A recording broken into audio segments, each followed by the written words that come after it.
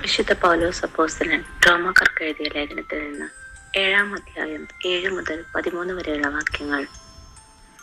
ആകയാൽ നാം എന്താണ് പറയേണ്ടത്? നിയമം പാപമാണെന്നോ? ഒരിക്കലുമല്ല. എങ്കിലും നിയമമില്ലായിരുന്നെങ്കിൽ ഞാൻ പാപമെന്തെന്ന് അറിയുമായിരുന്നില്ല.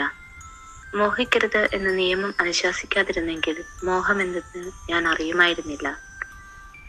എന്നാൽ പ്രമാണം വഴി അവസരം കണ്ടെത്തി പാപം എല്ലാവിധ മോഹവും എന്നിൽ ജനിപ്പിച്ചു. നിയമത്തിന്റെ അഭാവത്തിൽ പാപം നിർജീവമാണ്.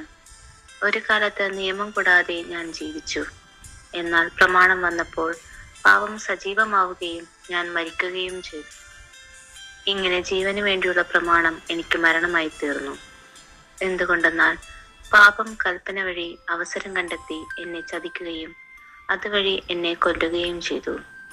നിയമം വിശുദ്ധൻ തന്നെ, കൽപ്പന വിശുദ്ധവും ന്യായവും നല്ലതുമാണ്. അപ്പോൾ നന്മയായിട്ടുള്ളത് എനിക്ക് മരണമായി തീർന്നു? ഒരിക്കലുമില്ല. പാപമാണ് നന്മയായിട്ടുള്ളതിലൂടെ എന്നിൽ മരണമുളവാക്കിയത്. ഇത് പാപമായിട്ട് തന്നെ കാണപ്പെടുന്നതിനും കൽപ്പന വഴി പൂർവാധികം പാപകരമായി തീരുന്നതിനും വേണ്ടിയാണ്. ദൈവവചനമാണ് നാം കേട്ടത്. വിശുദ്ധ മാർക്കോസ് എഴുതിയ സുവിശേഷം 12-ാം അധ്യായം 38 മുതൽ 44 വരെയുള്ള വാക്യങ്ങൾ.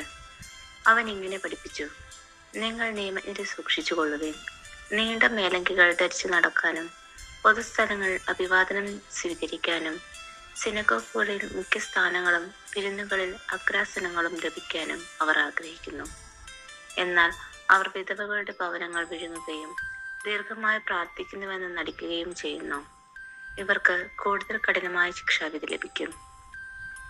അവൻ ഭണ്ഡാരത്തിന് എതിർവശത്ത് ചെന്ന് ജനക്കൂട്ടം ഭണ്ഡാരത്തിൽ നാണയത്തൊട്ടുകൾ ഇടുന്നത് ശ്രദ്ധിച്ചു. പല ധനവാന്മാരും വലിയ തുകകൾ നിക്ഷേപിച്ചു. അപ്പോൾ ദരിദ്രയായ ഒരു വിധവ വന്ന് ഏറ്റവും വില കുറഞ്ഞ 2 ചെമ്പ് നാണയങ്ങൾ ഇട്ടു. അവൻ ശിഷ്യന്മാരെ അടുത്ത് വിളിച്ചു പറഞ്ഞു: സത്യമായി ഞാൻ നിങ്ങളോട് പറയുന്നു, ഈ ദരിദ്ര വിധവ മറ്റാരെയേക്കാൾ കൂടുതൽ ഭണ്ഡാരത്തിൽ നിക്ഷേപിച്ചിരിക്കുന്നു.